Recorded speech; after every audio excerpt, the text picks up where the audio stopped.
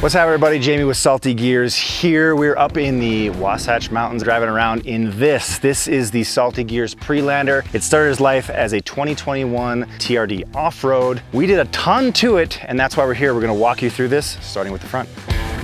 Okay, so starting at the front, this is a C4 hybrid bumper. This actually comes in 3 configurations. We opted for the full bull bar, but it actually comes with a mid and you can get it without the bull bar. Inside the bumper, we have a full suite of Baja Designs lights, including amber. So if you're in some dusty conditions, you'll be able to cut through that dust a little bit better. Moving down, there's a Warn Evo winch, and then we have ADD hardware attached to that winch. Some really high quality stuff from ADD. And then all the way down, you'll see that we have CBI armor all the way along the bottom, coated in that sweet, sweet Salty Gears orange.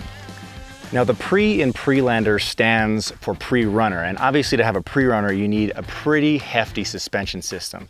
So the suspension in here actually started as an Icon Stage 10 kit and we've modified it a bunch. So in the Stage 10 kit you get the main 2.5 series Icon coilover. This is fully compression adjustable and it's got remote reservoirs, so high quality shock. With that we've added another secondary shock, and this is a bypass shock, so it's their Omega series shock. And this one's cool because it's fully compression and rebound adjustable. So you can really dial in how you want that suspension to feel. And then to cap that whole Icon suspension system off, we have their hydraulic bump stops as well.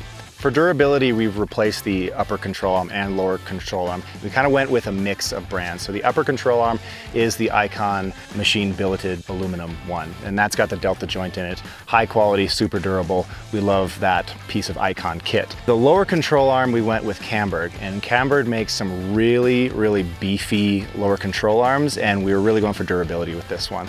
Along with that, we also have a Camburg knuckle, and the difference between that and the stock knuckle is ridiculous. It's so much heavier and it's just not going to bend or break. Kind of a fun note with this setup, we have the remote reservoirs for both the bypass shock and the main shock mounted in the corner with some cool Salty Gears off-road brackets. One kind of interesting problem that we had to solve when we were creating this setup was getting the bypass shock, the secondary bypass shock, to mount to the Camburg arm, because the Icon kit that you get is meant for the stock lower control arm. So we actually had to fabricate and weld a bracket in order to get that secondary bypass shock to mount onto this system. For tires, we went with the General Grabber mud terrains. I like the red letters on these. I think it gave it a really cool look. These are 35 12.5 R17, so a true 35-inch tire. And then they're mounted on these Dirty Life Roadkill wheels. Now, this is not the stock color that you can get from Dirty Life when it comes to the beadlock ring. We had that powder coated to give it that little extra pop of Salty Gears orange. So this is a lot of tire to stop. So we ended up installing some StopTech disc brakes in the front, and we actually have a disc conversion kit from StopTech in the back as well.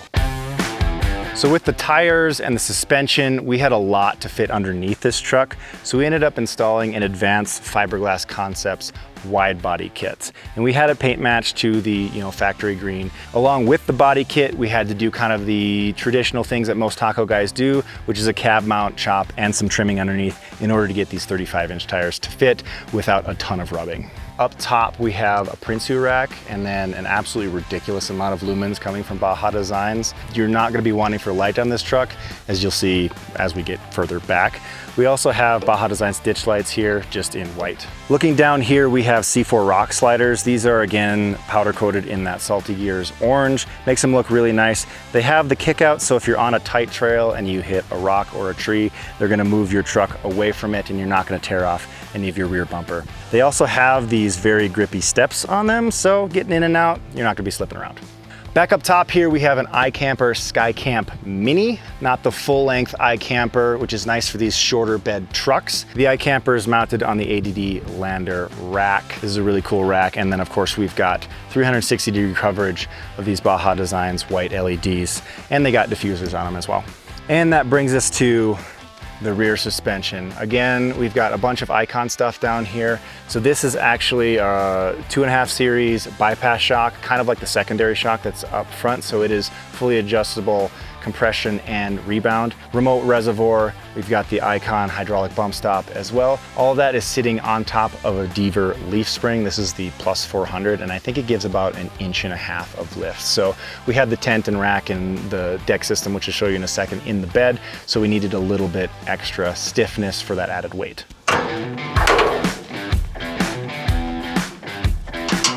So on the back, we have a C4 Overland Series high clearance rear bumper. We did have to do some trimming on our wide body kit, both actually in the rear and the front, to get both of these bumpers to fit. On the outside, you have some storage when it comes to your jerry cans and also your full-size spare.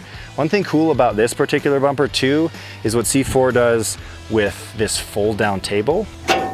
They have this really nice table. It's good for putting stove, prepping food, doing all that stuff. I really like this feature on these C4 swing out bumpers.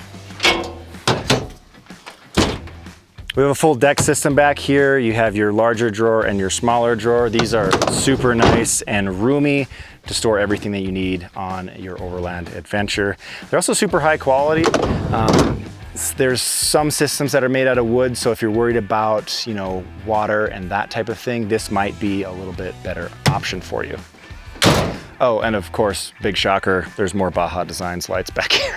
So obviously a lot of lights on this vehicle, and to control all the switching, we have this aux beam switch in the cab. It's actually kind of nice because you have all of these labels and things that tell you exactly what you're turning on and off. Which kind of brings us back around to the front and to kind of the power options of this particular truck. So we got a lot of added extra weight. We've got some bigger tires. So in order to power that, we did something fun under the hood. Holy crap, that's hot. So obviously we've re-geared the truck with the 35-inch tires. That's kind of a necessity. But to help it go a little bit better, we've added this Magnuson Supercharger. Now Magnuson's claiming about 370 horsepower at the end of the day after installing this. We haven't dynoed it, but I can tell you that it does make a huge difference. Along with that, we've added some high flow AFE Y-pipe, and then at the end we have a Corsa catback exhaust. So that is the 2021 Tacoma PreLander by Salty Gears. Let us know down in the comments if you have any technical questions about this particular build. If you want to do a build like this, make sure you contact Salty Gears. If you guys could leave a like, comment, or subscribe, that would be much appreciated. We'll catch you in the next one.